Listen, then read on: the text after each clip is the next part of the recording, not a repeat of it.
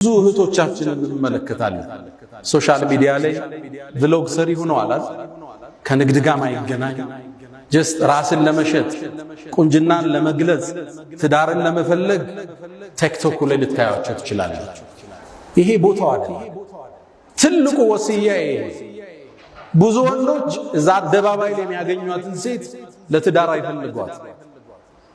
አንዱ ገርል ፍሬንድ ያዘኝ ትላለች፣ አንዷ የተወበተች ልጅ ታሪኳን ሲትጽፍ ከዛም በፍቅር ቆየንና ሊያገባ ፈለገ።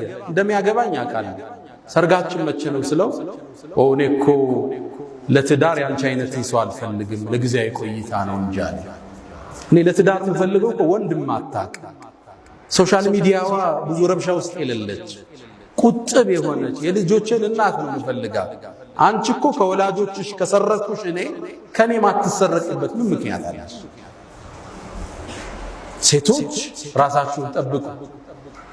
ቦይፍሬንድ የሚፈልጋችሁ ካለ ለሽግግር ነው ለትዳር እንዳታስቡ። ሌላኛው አንዱ ቦይፍሬንድ አውሎ ቆይ ከዛ እንጋባ ስትለው አንቺ ሙእሚን ነሽ አላት። አዎ አለች። ኢነመል ሙእሚኑነ ኢኽወቱን አላት ይባላል።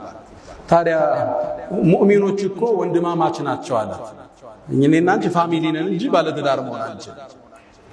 ራስን መጠበቅ መልካም ዕጣን አያስመልጥም፣ ሽልማትን አይቀማም። ወዳጆች የነቢዩላህ ሹዓይብ ልጅ ወደ ሙሳ ስትመጣ አመጣጧን አላህ ገልጾታል። ወጃአት ኢሕዳሁማ ተምሺ ዐለ እስትሕያ ራሷን ጠብቃ መጣች። ሙሳን የመሰለ አላህን ያናገረን ነቢይ ማግባት ቻለች። ሐያዋ ከትዳር አላገዳት። ቁጥብነቷ ታላቁን የአላህን ነቢይ በማግኘት ልትሸለም ተደረገች። ትልቁ መልእክት መርየምን ያነሳንበት ራሳችን እንጠብቅ። ወጣቶች በተለይ ሴቶች ምንሰማው ታሪክ ብዙ ነው። የብዙ ሰዎች ሕይወት እየተበላሸ ፊውቸራቸው እየጨለመ መጫወቻ እየሆኑ ነው የወጣቱ።